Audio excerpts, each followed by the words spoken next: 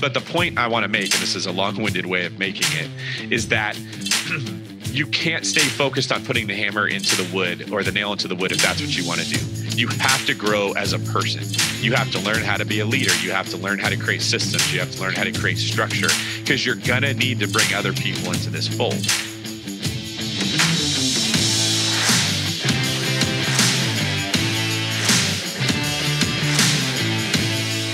How do most agents who don't have access to the secrets that the top agents in our industry hoard to themselves grow and prosper in today's real estate environment? That's the question. And this video podcast is the answer. I'm Pat Hyben, and welcome to Real Estate Rockstars.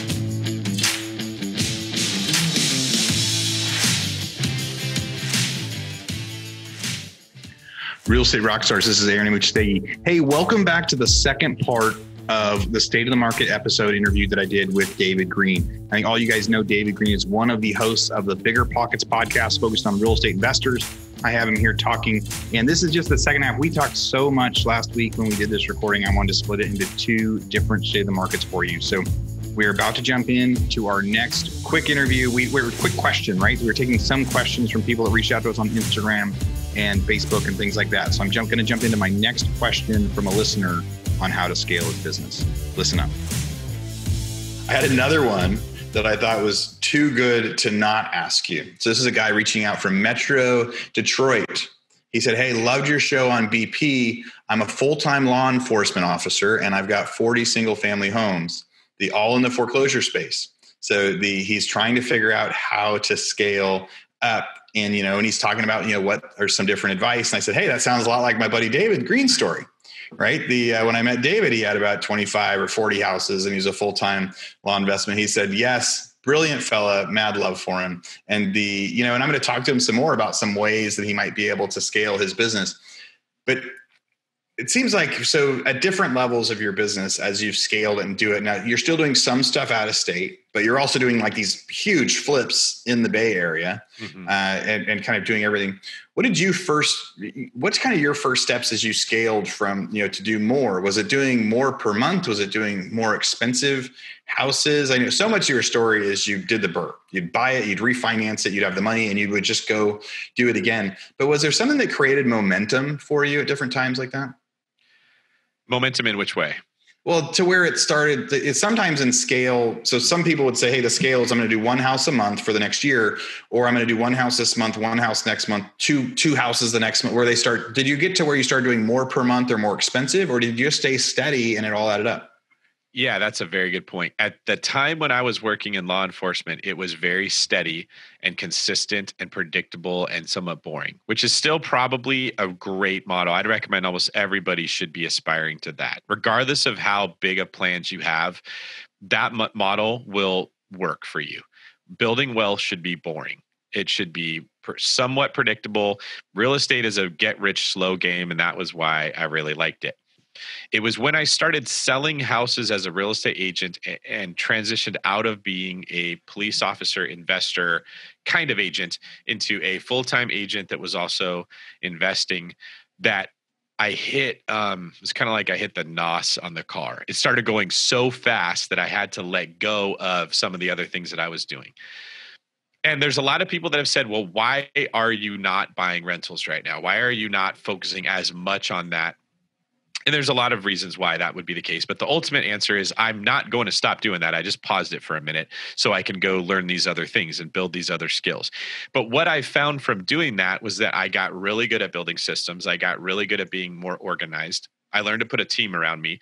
I learned to be focused more on the vision of what I'm trying to do than just in the trenches, putting a nail into a piece of wood, which is very hard to break out of that when that's what you're used to. And then when I take all this knowledge and I transition it back into the real estate stuff, it will be, 5 to 10 houses for every one that I used to buy, but it will feel like the same amount of work. So for him, as far as what he's doing, he can continue going that route of 40 homes, the foreclosure process, and he should. What he'll find is they'll hit a point of diminishing returns where getting another single family rental will not feel like it won't get you excited anymore because you'll recognize I just bought myself another problem. that I have to work on every single month. It's another set of emails I got to answer and spreadsheets I got to look at and repair requests I have to go through. And if you want to continue that road, you have to learn leverage. You have to get, like, I have someone else now who manages my single family portfolio. I have every single property manager in all the different 4 or 5 states where I own property. I have 2 property managers in each location. They all funnel to the same email that's only used for that. That person checks that email and deals with the problems that come in. They go through all of the statements that come in. They show how much rent was collected for every property, how much we paid. I get a total that gets put on a different spreadsheet that I can quickly look at once a month, and I can see where we are. And if there's problems that he doesn't know how to solve, he comes to me and we go through it. Once you've got that in place, you can scale that thing infinitely. Right? At a certain point, you have 400 of those properties and one person can't manage them all. So you have 3 or 4 people doing that job. And that first person you hired, they manage those 3 or 4 people. But if you use that kind of pyramid model, not a pyramid scheme, but the person who learns how to do the job now has to transition into a leadership role where they train and supervise other people who are now doing that job. You can keep scaling. But the point I want to make, and this is a long-winded way of making it, is that you can't stay focused on putting the hammer into the wood or the nail into the wood if that's what you want to do. You have to grow as a person. You have to learn how to be a leader. You have to learn how to create systems. You have to learn how to create structure because you're going to need to bring other people into this fold. Now, the beautiful thing once you've done that is that model of buying single family foreclosures and having someone else manage them becomes relatively self-sustaining. And now he can take all the skills he learned there and go apply it into bigger deals or different things. That's how I'm now moving into the broker business to do loans, right? I've got a team of people that are doing most of the work for my clients. I can now go work on becoming a lender and building a lending team, very similar to what I did with the real estate stuff. And that's what everyone who's listening that has big plans, you have to accept. You will no longer just be doing the skill work that required to succeed in the little area that you're used to doing. In order to grow, you have to develop the new skills. And I think, Aaron, you're a great person to learn from because you're one of the first people I heard talk about this that really got me thinking, can you really just have everything go to an email and not read it and not have your whole world fall apart? And everybody respects you. I've never met a human being that doesn't respect the way you do things and what you've done. And you're somebody who did it. So maybe I should ask you, what are some of the growing pains that you went through as you had to learn how to systemize so you could have your hands in so many things? Rockstar Nation, this is Aaron Amuchastegui. Hey, I hate to interrupt the current podcast that you're listening to, but I am so excited to share this with you. I just finished interviewing the original host of this podcast, my good friend, Pat Hyben. I got to talk to Pat about how he started his real estate career and a whole bunch of tips and tactics that he used to be successful. So if you haven't listened to it yet, go check out State of the Market number 49. On there, I get to talk to Pat about all those different things. And in there too, he talked a lot about his 6 Steps for 7 Figures book and training program that he built over the last couple of years. And I realized I haven't done a good enough job of reminding all of you lately about all of the resources that we've built for you out there. So if you want to check out Pat's course, we've got like a 3-minute summary video when you go to it. It includes so many easy to follow tips that you can follow on it like a day-to-day basis. You get email reminders, all sorts of different things that come with that course. You find that you go to rebusuniversity.com, R-E-B-U-S, rebusuniversity.com. Look at courses. You can find the 6 Steps for 7 Figures book. And really, there's a whole bunch of other courses in there too. Our normal prices used to be $1,500 or $2,000 a course. These are real deal professional courses. But now during quarantine, a lot of them are priced down to like $90, $95. So we've slashed the prices because we know right now is a time for everybody to be focusing on growth and education, especially while they're feeling like they don't have as much to do. And if you go in there and you figure like there's a lot of different courses you want, maybe you don't want to buy the a la carte. You can go to futureofrealestatetraining.com and you can get access to all of our different courses for $97 a month. I think there's a discount on there if you go a year, or there's even like a lifetime option that you can pay to get access to every course we ever put on Rebus University for as long as we have it. So go check out those options, Rebus University or futureofrealestatetraining.com. All right, back to your podcast. Sorry for the interruption. Yeah, that's so funny. It's a great reminder of how email funneling and stuff like that can become an ultimate hack for scale. So when people are first trying to scale, like your example was realizing like focus is so much of what messes us up in our daily lives. We open our email, there's 60 emails, and the whole, what I used to get on stage for was saying like, hey, you show up at work with one thing to do and 8 hours later, you didn't get any of it done. Because as soon as you got there, you started, and we go in for weeks at a time going, well, today I'm going to write that contract. Today I'm going to write the contract. And all of a sudden a week goes by. And one of the big tricks is, not looking at our email or what, Tim Ferriss would talk a lot about. Mm-hmm. It's like time blocking and being able to time block for each part of your business. And so the very simple hack that I think people are starting to use. So we have an email address for our utilities.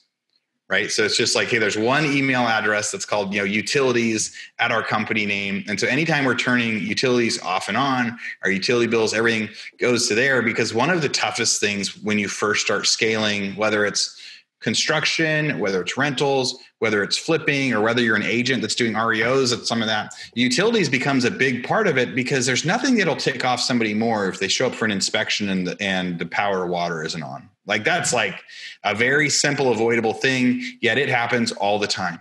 Agents show up and one of the utilities got turned off, and they even I sent an email yesterday to ask, and they said yes. So like a utility email for that, you're using one email for your property management stuff, which gives you the ability to do a couple things. One, you can easily hire somebody to go do that part of your business, and you could easily kind of replace them and switch people in and out. Mm-hmm. Or if you wanted to do your own management, but you wanted to make sure you only spent a couple hours a week on it, just on Fridays at 10 a.m., you would open up that email and get to track it.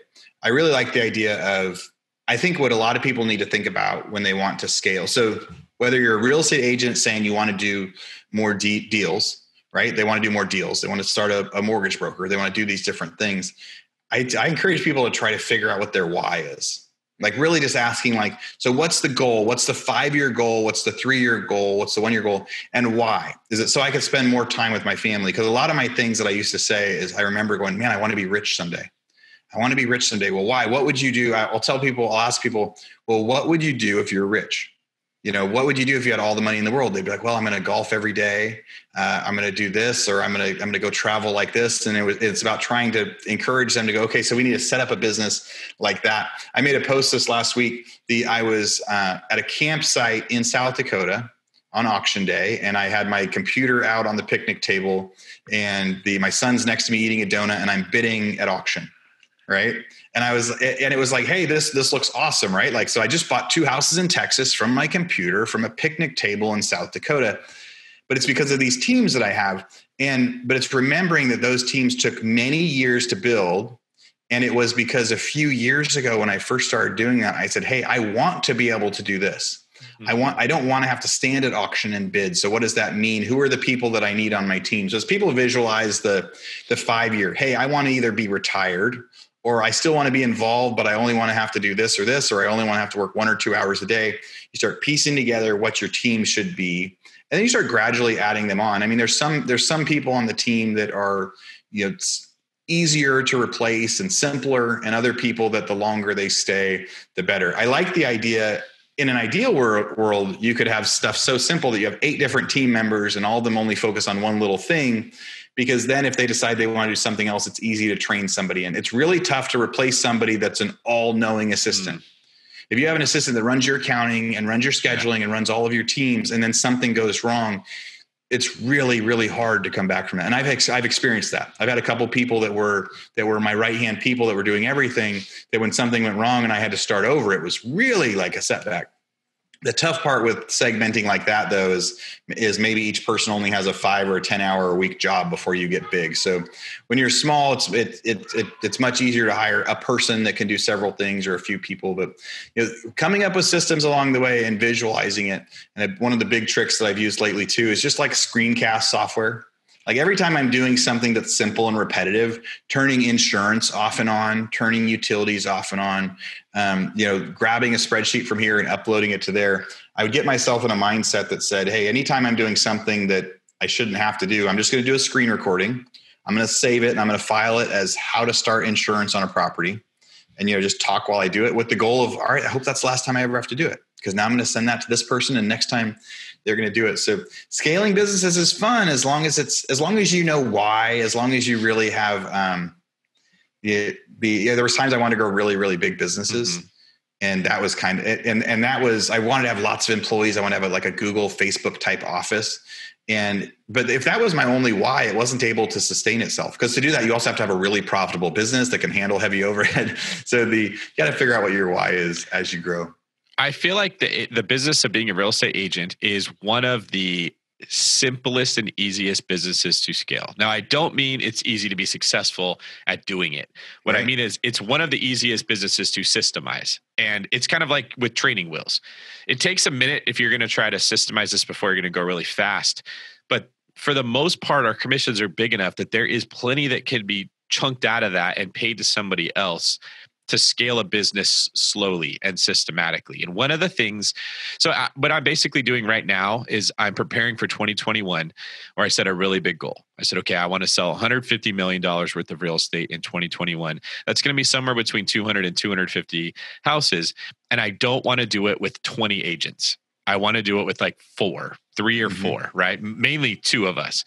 And that's just simply because more people is more problems, right? Like Notorious B.I.G. never got to make that song. If he'd have been alive long enough, that's what it would have been. It's really hard next for sure when you get a lot of people and all of their own personal quirks and emotions involved. So what I was thinking is, as you were talking, it became so simple. Every single business is some form of taking a crude natural resource and converting it into a usable product. Okay. So whether you're talking about how Nike makes shoes or Chevron gets gasoline, it starts off as leather and cotton, and it slowly goes through a whole bunch of steps to become a tennis shoe that people like and want to buy or don't. And gasoline's an easy example to use, right? It's a bunch of crude oil in the ground. Somebody has to figure out a way to get it out.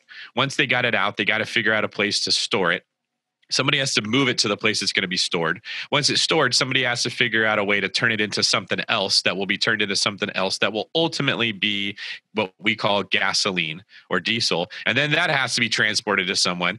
Then that person has to sell it. Okay. So when we say, what's your job? What you're really replying with is, I play this role in this huge process, this huge system to take something that is crude and turn it into something that's refined, if that makes sense. And I would challenge just about anybody. There's no business that doesn't do that in some degree. Okay.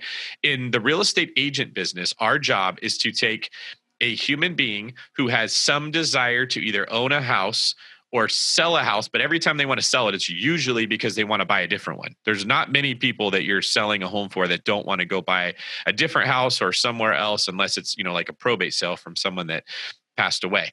And your job is to create the system of turning this desire that's somewhere inside somebody into here's your keys of the new house and the commission that you get for it. Most agents don't really know what they are doing to get from A to Z. Right? They just take it as it comes. They try to figure it out as they go. A lot of the time, they're leaning on the client to figure out what's going to happen.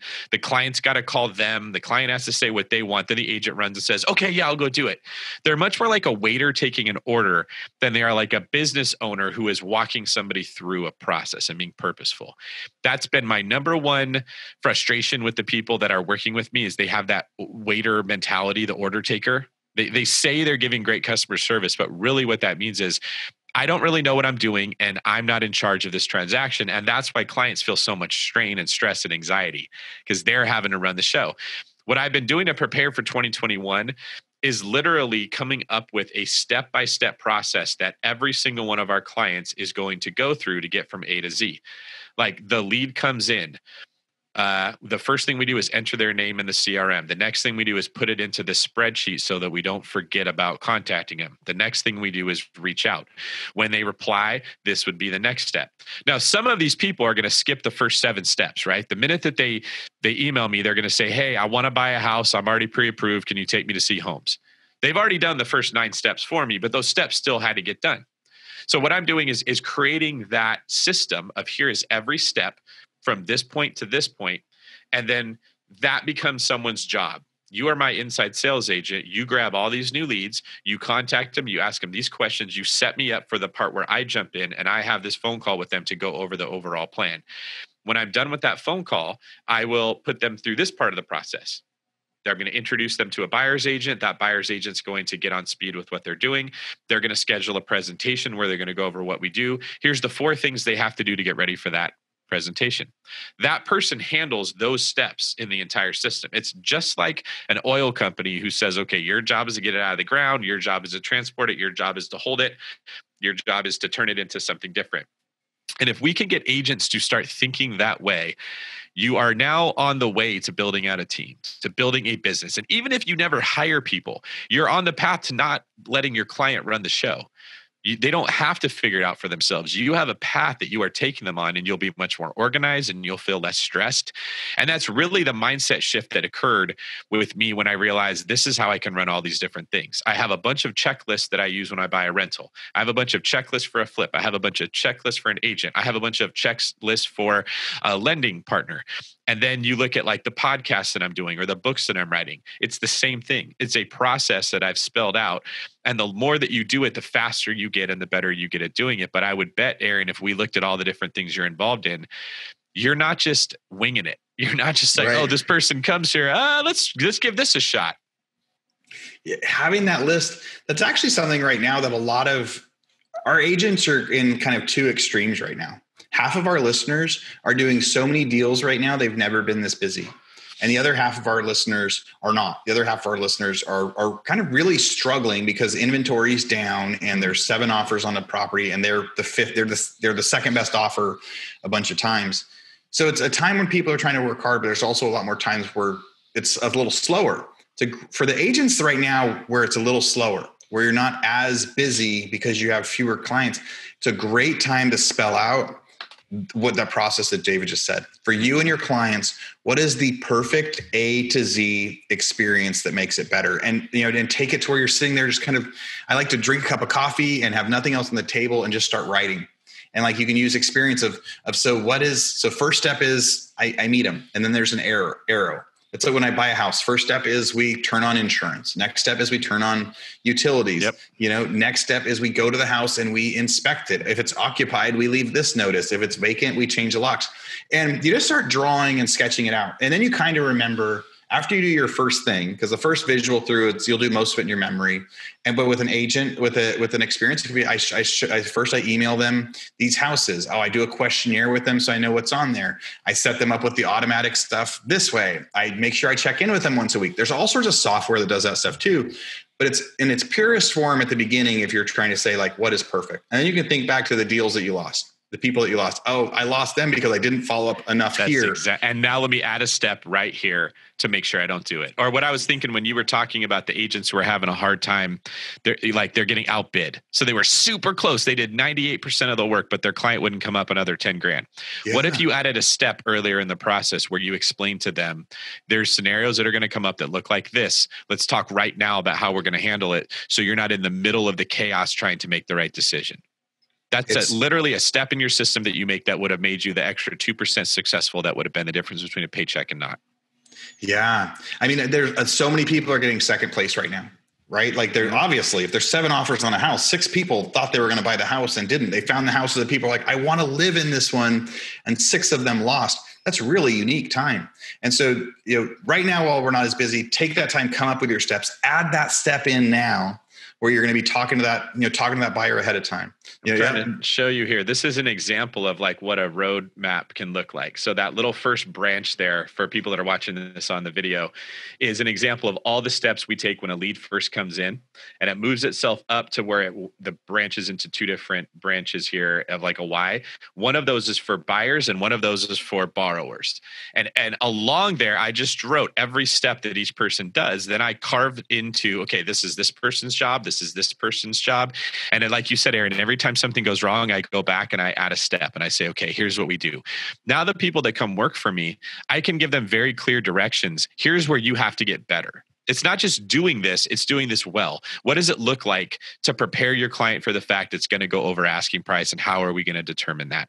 What does it look like to get better at this skill? And there's not a lot of that goes on in our industry. It's why a lot of people complain about agents. And the last point I'll make is your point about the screencast can literally be each of those little steps that I had detailed has a little link that they click on and they watch a screencast of how to do it. That's how simple it can be. Like you said, it starts with the list. You make the screencast, you put a little link right there in your list. And then when you hire someone, you're hiring a person to do these 8 steps. And there's a video that shows them how to do each one. Yeah. As people really start to scale, it's like being able to do it now as we're less busy, because you could take an extra couple minutes right now as you're turning something on or doing it. But just like what David just showed us, like that branch and then having that step on there, as soon as you're ready to scale, one of the toughest part about hiring somebody is they show up on the first day and they only have like an hour worth of work. I know I've had a lot of times where people are like, no, I need an assistant. And then they hire one. And on the first day, they're like, I don't have anything for them to do. Yep. I'm not ready to train them yet. I don't have enough stuff, or I have an hour worth of stuff. And they're like, oh, wait, I guess maybe I was a little bit overwhelmed, but maybe I didn't need a full-time hire. This will help you figure out, and what you can also take it a step further and look at what step you need to be filling, what type of person needs to be filling each of those branches as we go through it. And I love the idea too of having the conversations out there right now with your clients as an agent, having a conversation with your client to say, hey, let's talk about the 3 or 4 things that are happening in this market right now. Some sellers aren't doing any repairs because they got 7 offers and they're thinking, hey, I don't have to do this repair for you. I'm going to go. So what are we going to do? Or there's this on price, and coming up with strategy when it's not as emotional, when it's not as in the heat of the moment at the very beginning, when you're sitting down with them, they're talking about their dream home, and you can say, this is what the market's like right now. Now I'm the expert and I'm going to work really hard for you, but these are all the different things that I've seen. So let's come up with a strategy ahead of time. Are you okay with being second place on it? Or if there are 7 offers, are you going to try to, do you want me to make sure we're the best one? How do you want me to handle this? And then as agents too, it'll help us figure out how to manage our time. You have to learn how to do that in a hot market. So many agents are people pleasers that they avoid that difficult conversation when you first get with the client, thinking that by being the waiter and saying, oh, you'd like a Coke? Let me go get you a Coke. Oh, you changed your mind? You want a Sprite? Okay, I'll go get you a Sprite. Ultimately, that does make your client feel good in the beginning, but it doesn't serve them when they get out there into the bidding war they're going into. And the seller says, I don't care if you drink anything. That person's willing to do it for nothing. I'm going to go with them. You have to be able to tell your client, this is what you're getting into when they're not in the war, right? They're in their barracks and it's safe. And you're like, okay, is this what you want to do? Because let me tell you what it's going to feel like. And it's not uncommon in my market. I would say the average listing that we're going after gets between 7 to 10 offers. It's like getting it at asking price is not even worth talking about. It won't happen when there's 7 to 10 people. And I tell the buyers, we're not competing with the seller. We're competing with the other 8 people that want that house. If you don't want to do that, you have to take my advice and look for houses that have been on the market for 20 days or more. In that situation, I can use my negotiation skills to get you a much better deal. That means you have to be disciplined enough to not chase the same 4 houses that everybody else is chasing. It won't be as pretty. It will have some issues with it. There's going to be wallpaper or ugly carpet. It's not going to show as well. If you don't want to take that road, you are willingly choosing to step into a situation where you may have to pay $100,000 to $150,000 over the list price, which means if you're approved at 900, we have to start looking at 750 houses, not 900 houses. And if you let the client make the decision on their own before they start, it's so much better than if you go out there and you get outbid and you say, oh, what can we do? The market's really hot. I don't know. There's nothing I could do, right? We just got outbid. But you didn't prepare your client for what they were getting into. That's really the skill of being an agent in a hot market that you have to develop. You have to be able to have those difficult conversations. You have to have a system in place where you're preparing the client. Like what I'll do is I'll sit down with a new buyer. Let's say they give some resistance and they go, there's no way I'm paying $150K over. David, you're just saying that because you want to make your job easier. I will show them the area they're looking in on the comps that have sold, and I will show the list price to sale price. Do you see this house? It sold in 8 days. It was listed at 900. It sold at 1.1. This one sold in 10 days. It was listed at 800. It sold at 900. Don't tell me that this isn't the way it goes. This is every house. Now, do you see this one? This was on the market 30 days. It was listed at $1 million and it sold for 970. Which of these 2 people do you want to be? And if you go over it with them when you first meet, and they don't feel like you're being a pushy salesperson, you didn't wait until the middle of the okay, you got to come up 80 grand more than you thought. They're going to have all these doubts. Like, do I really have to go up $80,000? Even if you get the deal, you may lose the client because they feel you weren't looking out for them. If you show it to them in the beginning, it's completely different. And that's why, you and I were talking before this thing started, the ability to have direct conversations that are very honest and negotiate those waters without putting yourself in conflict with the other side is a huge asset to have. Hey, Real Estate Rockstars listeners, I'm sorry to interrupt again, but I want to do a quick commercial break. But this commercial break is different. This is stuff that I think you need, and this is me talking to you about some of the stuff that we had. So, recently we had a lot of people reach out to us and say, hey, why don't you do a real estate mastermind? Why don't you do something where a lot of the listeners can get together and do some Zoom calls and ask each other questions and really just try to brainstorm and work together? I mean, there's a million masterminds out there. I don't know if this is something that we really want to do or not, or if we do, if we're going to limit it to maybe 20 or 30 people. We're just trying to figure out if any of you guys are interested. So if you have any interest at all in joining a mastermind with real estate agents around the country that are part of the Real Estate Rockstars network, go to hibandigital.com/mastermind and just join the wait list. It's just it's just an interest list for us to see, is this something we want to be doing? So that's number one. Number two, you go to hibandigital.com/foreclosures. We have a 2-day thing that we just finished recording. Now it's also inside Rebus University. And so you can go to Rebus University and look at it. If you're already a member of Rebus, a lot of you guys are in the, the monthly fee where you get access to everything. So we have new courses in there. It's 17 hours of content on how to buy foreclosures, on how to find deals, on how to, do title, go to auction, also turn that into clients for your real estate agents, how you can turn somebody that's in default behind on their mortgages into a client. So go, check out that course, especially for, you can buy the course now, but again, most of you guys already subscribed to all that. I just wanted you to know there's another 17 hours of content, great content that I just recorded on there. That all of you guys have access to now at Rebus University. And then finally, we have software that we talk about on and off. It's called Padhawk. And in Padhawk, you can use that to go find leads. Everyone is really, really busy right now. And we're so busy. People are selling and they're saying there isn't enough product on the market. Right? So they can't find houses. Well, Padhawk will help you find houses before they're listed. It helps you find owners that should be listing their properties or people that might want to get there. I recorded a quick video. It's like 6 or 7 minutes long for you guys to look at, real estate agent specific, on how you can use the software in order to do it. So go to hibandigital.com/leads. Again, there's a video in there. I talk about how you can use the software to do it. Check it out. If it's something that you like, you may want to sign up for it. $99 a month. But it's nationwide, any city out there, and it is a great way to find houses. So right now, people are saying there's lots of buyers, but we can't find enough houses. Well, maybe you can use this software to go find somebody that hasn't listed yet and make them an offer on their house. All right, back to your regularly scheduled program. Thank you for letting me interrupt you with that break. There's a few things you said there that were super brilliant, right? And it really saying, hey, there are two different options in this market right now. It is you go after the properties that just got listed, and there's a good chance that it's going to go over asking and showing them the examples, because it's going to be different in every market. In a $100,000 market in Texas, and maybe everything's going 10,000 over asking. But whatever it is, people have their price, and usually, if somebody says I'm approved for a house for $500,000, their search is going even to 525. They're exactly right. They're actually going to list more because they're going to say, hey, maybe we can talk them down. And you're going to say, yes. So if you see it at 525 and it's been on the market for 6 months, maybe. But really, you're going to have to be looking at houses for 450 so you can make the offer for 500. So I think it's really good at the beginning to say, which route do you want to go? Do you want to be, because the strategy part that you said that I haven't even heard anybody say it like that is right now in a market, you're not competing with the seller. It's not you negotiating against the seller. You're competing with the other buyers. The seller's just taking the best offer. That's right. Exactly. So when someone sends me 7 offers, I'm just taking the best one. And if I counter back and I say, hey, I'm not going to do any repairs because I have 7 offers, that's not me being a jerk. It's me just saying like, hey, there's 7 of them and one of them is going to say this. So being able to change that mindset for the buyers to say like, hey, we're not battling with the seller here. We're battling with everybody else. So and if you don't do that, they're going to blame you. They're going to say, you didn't negotiate for me. You got beat by the seller. They're not going to understand.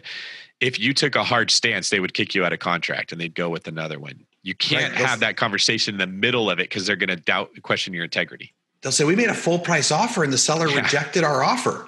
why did they reject the offer? I had that happen this last week, and they reached out to me like, why did you reject our offer? And I was like, because I've had 7 offers and they're all over, and I just and I didn't feel comfortable countering back over asking either. Like I didn't want to go back to somebody and say, hey, you need to go 20,000 over asking in a counter. It was just like, no, I just had to do that. So that's 2 different perspectives. It's in a buyer's market, you are competing against the seller.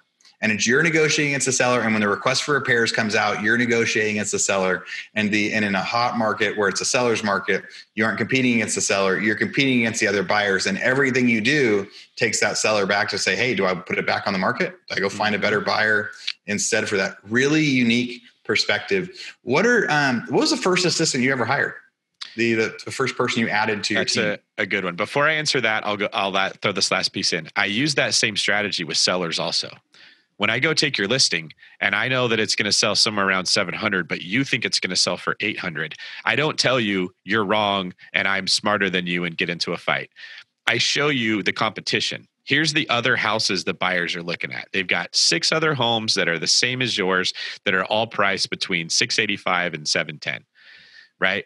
If we're not putting your house on the market and having a buyer go look at just your house and make their decision, they're going to look at every single house that's in this price range.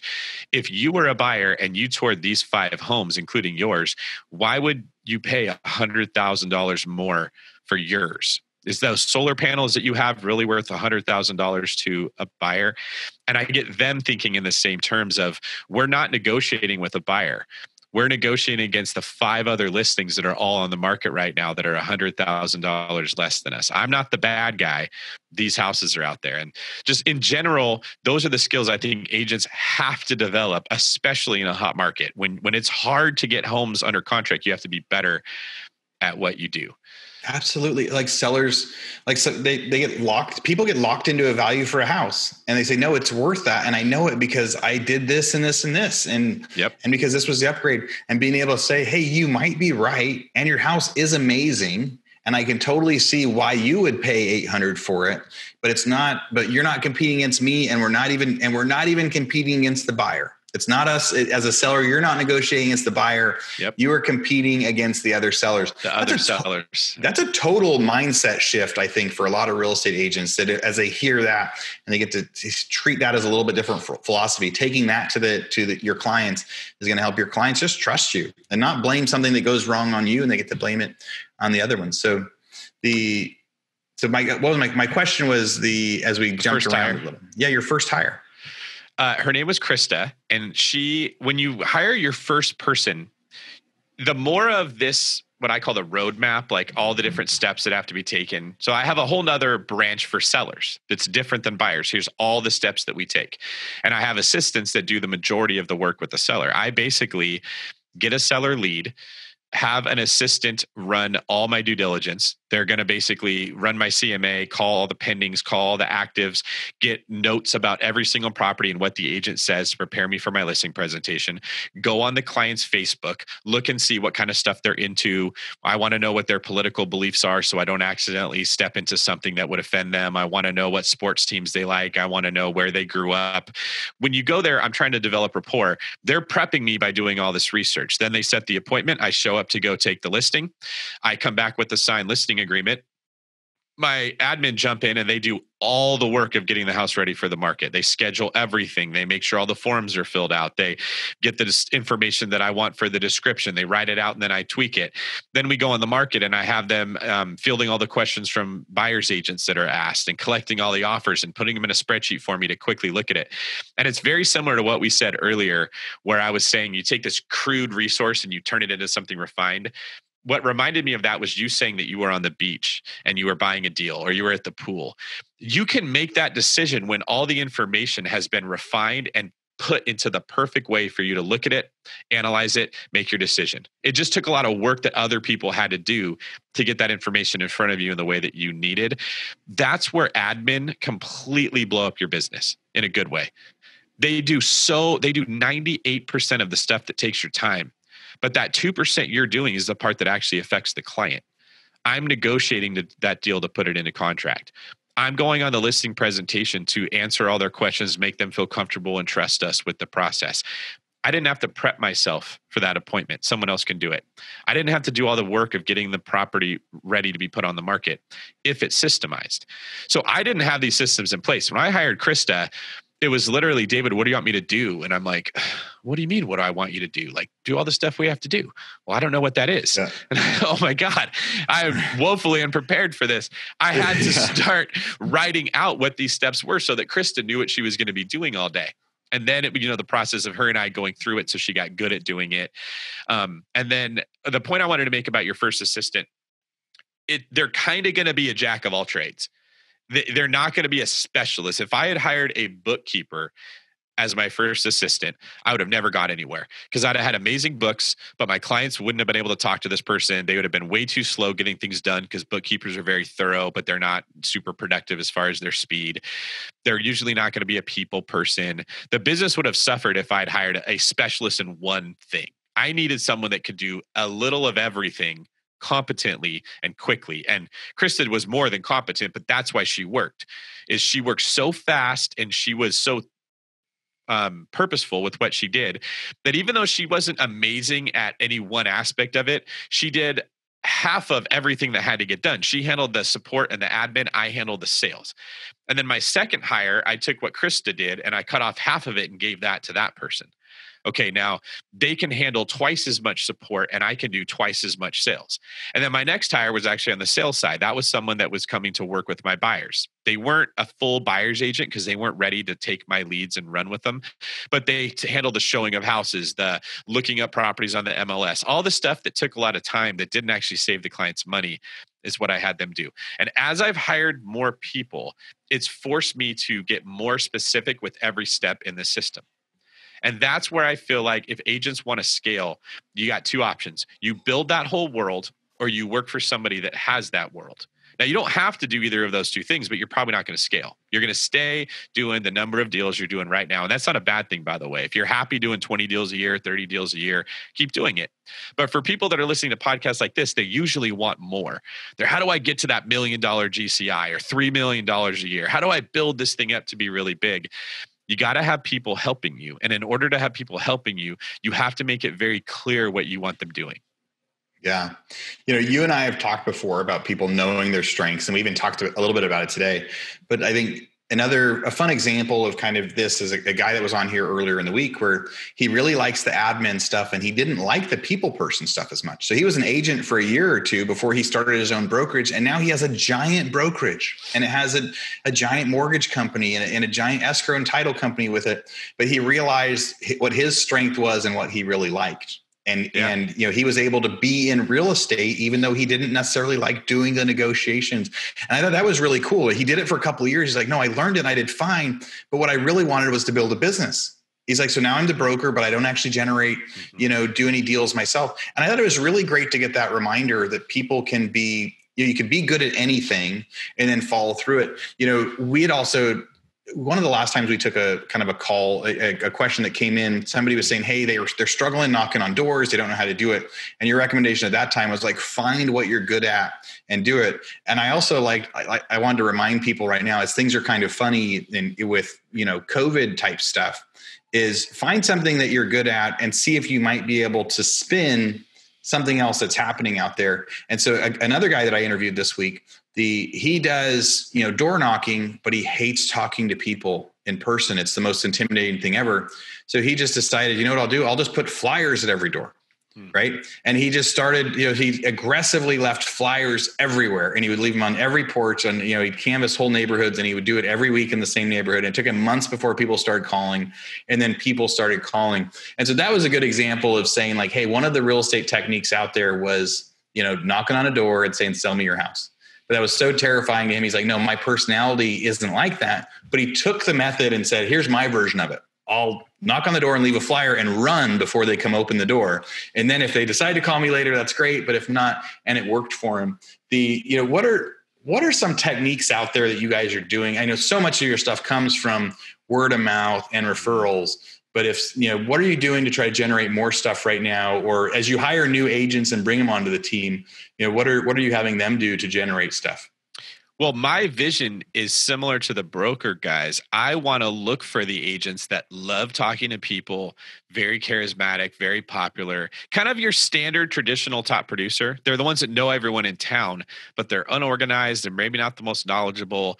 They're never going to want to understand the nuts and bolts of anything. They just like to make people happy. And I want to bring them in and put them on this system that I've created to where they can excel without having to be organized, without having to have this knowledge or know all the details of a contract or a transaction. Those are the people I want to be working for me. So what I have learned to do is to take the agents that come and try to figure out what is their strength. Where are they good? Do they have a large sphere of people that look up to them? Are they really good at open houses? Are they really smart, but they're kind of shy, right? There's still a world for that person to exceed in my company. They're probably not going to work with their own leads, though. There's agents that know a ton about real estate. They are brilliant, but they're not people persons. So they do 10 deals a year because they just don't want to go out there and set the world on fire talking to people. I get them working more with my clients. I say, okay, this is my lead. You're going to get this percentage of the commission. This is what you're going to do. And they love it because they don't have to go experience rejection. They don't have to go post on social media a ton. They don't have to go put themselves in uncomfortable positions, but they still get to do a great job serving that client. They're amazing when it comes to running numbers and looking at comps and estimating rehabs and finding the amazing deal on the MLS that everybody else missed. They're super thorough with that. What I found is if you leave that person out there on their own, they're going to suffer. They're going to be really smart, but they're not going to make any money. And then there's the other side of it where you get the person that is super good, that gets 30 leads a month, and they close 4 of them because they're so unorganized. That's the agent that people complain about. They don't call me back. They misspelled everything. I had to do so much in the transaction, but oh, she's so nice. Or oh, he's just so much fun. That's why people like him. I think that the future of real estate is finding a world where someone else is taking care of the aspect you're not good at and having the self-awareness to know you're not good here. Like that client, that person you just mentioned that went and started a brokerage because they knew I don't like talking to people all the time. That's very similar to me. I heard that's Gary Keller too. It's the same story. He was an agent. He found himself constantly educating his clients about real estate, which is kind of the way that I end up going. That's why I love working on BiggerPockets, because I love teaching people. I love explaining it. I don't necessarily love jumping up and down with you when I hand you your keys and like shrieking, right? Like there's people that love that, and I want them here. I want them making my clients really happy, but that's not what I should be doing. You don't want me to be the person handing you your keys. It's going to be really hard for me to get as emotionally into it as you are. And it's one of the things I said earlier. I love real estate sales, not because I love the sales side of it. I love the fact that it's like business with training wheels. You can find people to handle the aspects of the job that you're not good at, and they're looking for you. They're looking for a person that's organized and knowledgeable and has created a world that they can thrive in. Yeah, I love that because there's 2 different perspectives there. Right. So our conversation kind of started with like, hey, how do you scale your business? Right. I'm an agent right now. How do I scale? Oh, you focus on what you like. You come up with a system and then you do the stuff. So that's totally one option. Or another option is you go, hey, I'm really good at this. I'm going to go try to plug myself into a team that they will do that too. And I tell you what, if you live anywhere within like 150 miles of the Bay Area, and you're one of our listeners, like, because seriously, David's office up here in Roseville is it's a couple 100 miles from where he is right now. If you're like within 150 miles of the Bay Area, and you're one of those people that gets really, really excited and really, really bubbly, but you haven't been able to dial in those systems, reach out to David about his, like he is growing his team right now. He talked about how big it's going to get. So maybe you're one of those 2 people that are going to be the great fit as he adds on out there. Every time I get to talk to you, I try to tell people, head your way, because it is a real offer. Every time I tell people to reach out to me on Instagram, I get several people that'll ask me questions, that'll email me. I coach people on it, and it's just give them some advice, or we get to answer some of their questions here. Something cool that you recently did is you just opened up a mortgage brokerage, and so that's been a pretty unique way. So I had Jeff Cohn on here talking about what was the first thing he added. And I think he added, construction first, and then it was like mortgage and then escrow. And he's got a bunch of different businesses. And a guy a week ago, he did a title company first and then mortgage. So mortgage is kind of, you also have a flipping company that you do, but you do mostly investing and partnering with people on that. But then you got into, mortgage is your new business. So as you look at kind of scaling that, was it super hard? to make the change? Was it fairly easy? And then also, it's kind of a loaded question. The guy that had the mortgage company last week, after he got on the podcast, people reached out and said, "Hey, can I send people to your mortgage company? Or if I want to open up an office, can I open up a David Greene mortgage office in my office, in SoCal?" To just talk about mortgage for a little bit, talk about all that stuff. So the reason I did this was I found myself with so many of my clients doing the loan officer's job in a lot of ways. Sometimes it was literally their job. Like they need to send this thing out. They need to explain this to a client. And I was doing it. Other times it was not things that the loan officer would have considered their job, but I thought it would be. Did you go over with them their options on the rate and what they could pay to buy it down and what the delta would be in their payment? Did we even look at that, right? In many cases, people don't realize this. Let's say you can buy your rate down for $6,000 and save yourself $80 a month or something like that. You can offer to pay $506,000 instead of $500,000 for the house. Ask for a $6,000 credit. It's all the same to the seller. In fact, the seller prefers it because their ego gets to see that they made over 500. Yeah. Use that $6,000 to buy down your rate, and you're going to spend $20 a month more on the extra money that you borrowed, but you're going to save $80 because of the rate. Okay. And there is a small trade-off there in the sense you borrowed a little bit more money, but it's usually a better financial situation for the client. I found myself looking at it because, when we're representing our clients, I'm doing it like if it was me that was buying this house, how I would do it. And I found myself constantly trying to figure out, why didn't the lender explain this to the person? And I just got frustrated with lenders not doing it the way I would do it. So I got my broker's license, I got my NMLS license, and I started doing loans specifically so I could help save our clients more money. And then what I found was that I liked it more. It was more fun than having to deal with the sides of real estate that I was already kind of leveraging off. So for me, it was a great fit. It fits with my personality. I'm very numbers based. I'm very efficient. I like to look at how all the pieces fit together. Lending gives me the ability to do that much better. With the other agents who bring me their clients, their buyer clients, I like making that agent look good by saving their client money. But some realtors may say, I'm not the numbers guy. I love helping with the move. I love making the clients happy. They could look into starting a moving company. They get a couple moving trucks. They hire some people to help with the moves. They say, hey, if you sell your house with me, I give you half off of our moving services. And they go to other realtors and they say, hey, if your clients need help moving, I'll give them 10% off if you send them my way or something like that. They can start that type of a business to do more work. But the reason I specifically got into the mortgage side was that my passion is in the financial side of real estate, using it to build wealth. So if I can save my clients $40 a month for the next 30 years, I get juiced up about that. I get really excited about it more than just, don't you guys love that apricot tree in the back? You're going to be eating apricots for the next 30 years. And so because I just recognized my personality works this way, I took those steps. Yeah. What great advice to be able to, so lending can be a strategy, especially in a time like this, when affordability is one of those things. And I think that when I did the calculation before buying my own houses, if I was going to own a house for more than say 2 or 3 years, then the buy down paid for itself. Right. So yes. if you're going to refi in a year or you're going to sell it in a year or two, the buy down usually doesn't. But kind of that balance that I saw was somewhere between year 2 and year 3. It had paid for itself. And then after that, it was, just discounts. So knowing that there's strategy in that and being able to have, expertise in both will help you. It'll help your agents. And I think that's really, really strong when you're out there. And it's, as agents are competing to be the best, right? Being able to say, hey, we also do mortgage and we do it because we can help you and we can get you a better deal and we can save you money. Like it's all about being able to provide value as we get to, kind of change lives as we're doing it. What's your favorite part about real estate? The boring way it can build wealth for people. Yeah. I mean, if we're really honest with ourselves, why most people aren't ready for retirement or don't build wealth is a lack of discipline. They're not good at saving money. They're not good at telling themselves no, right? How do I want to say this?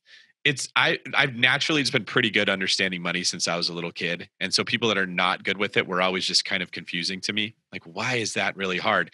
But as I've gotten older, I've realized that every one of us has our own thing like that. There's people that are in incredibly good shape that look at people that are overweight and say, why is this so hard? Just don't eat the ice cream, eat the broccoli. What's the big deal, right?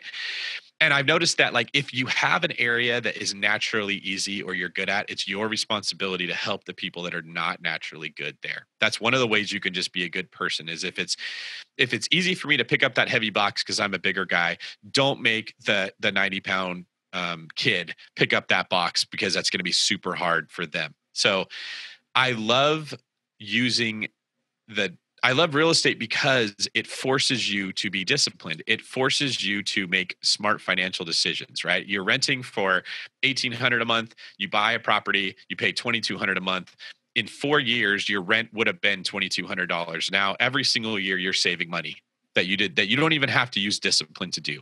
And you're paying off a mortgage. And the property is going up in value. And 20, 30 years later, even if you had no discipline and that was the only good decision you made, you benefited hundreds of thousands of dollars. And then you can repeat that really easy. I think that's the part that's always been so appealing to me, is that it's one amount of work, like the stress of going through an escrow, the saving of the money, the signing of the documents, the making the decision, all the anxiety that no one likes when they say home buying is stressful, that now is done and you benefit for the rest of your life. That there's always been a piece of that I've loved, because most things in life, you learn how to do it and then you have to keep doing it. Fitness is a never-ending battle. You're always going to be exercising and trying to eat better than you want. Yeah, there's no horizontal income in fitness. That's exactly right. You don't get skinnier while you sleep, for sure. Yes. And real estate, yes, you hit it on the head. It can be one effort and good decision that's like planting a tree that will produce fruit forever. And one of the gals that I recently interviewed on here, Rachel Richards, she's either going to have aired before this one or right after. She talked about building wealth in real estate while only making $50,000 a year, right? Like she, and it was because of discipline and systems. And there's a lot of different versions that are inside there. One of our big missions this year, as we've talked to all of our real estate agents out there, and one of the best reasons I love being able to talk to David, is we've been trying to encourage all of you listeners, don't just be a real estate agent. Now, even if you are the best real estate agent, even if you are a fantastic real estate agent and you're absolutely crushing it and you're the best at your craft, take that money and take that discipline to do other things too. And to do other things too that are investments. As a real estate agent, even if you're, somebody new at an office of 100 agents, you are an entrepreneur. You are in charge of your own fate. You are starting to control your own expenses, your own time, your own hours, and you're going to see an output with that. And a lot of that income that we get through real estate and being agents. And I learned this the hard way. I've talked about it a bunch of times. I made a ton of money from 2009 to 2012 buying houses and flipping houses, and I didn't invest anything. Made millions of dollars. And in 2013, I lost all of our savings, all of our money, because we didn't have any because we had it in savings and cash instead of investments.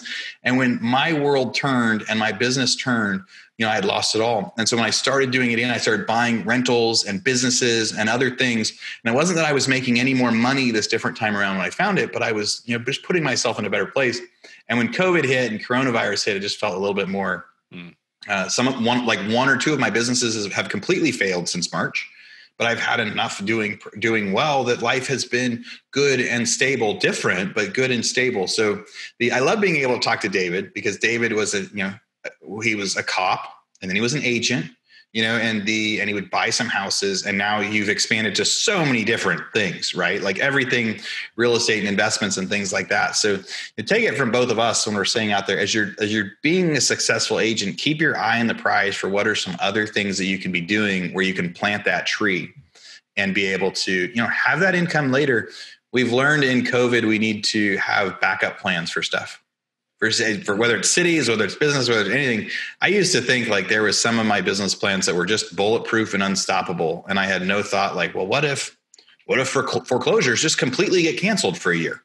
What if they just say no one can get foreclosed on anymore? I didn't have that as my what if might happen out there. So David, as we wrap this up, and for those of you guys that are listening, we had split this podcast into two different podcasts because of how long it went and how much info we had. I knew that David and I would be bringing you guys so much. So if you're making it now to the end, thank you for being here for it, and hopefully you've had a lot of fun with us. But David, what are some final thoughts about? I mean, I guess maybe you hit it on the head already about kind of real estate and business and COVID.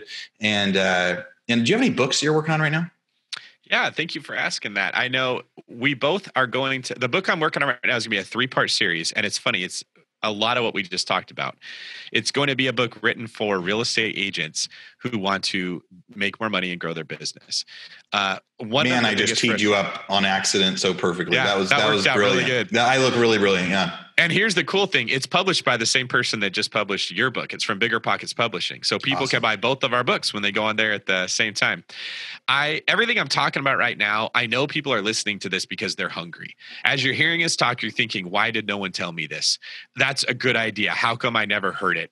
The training for real estate is frankly abysmal. Real estate agents. It's just, you go to your broker, you're going to have a bazillion questions. You haven't proven yourself. If they spent their whole day answering questions from brand new agents, they would never get anywhere.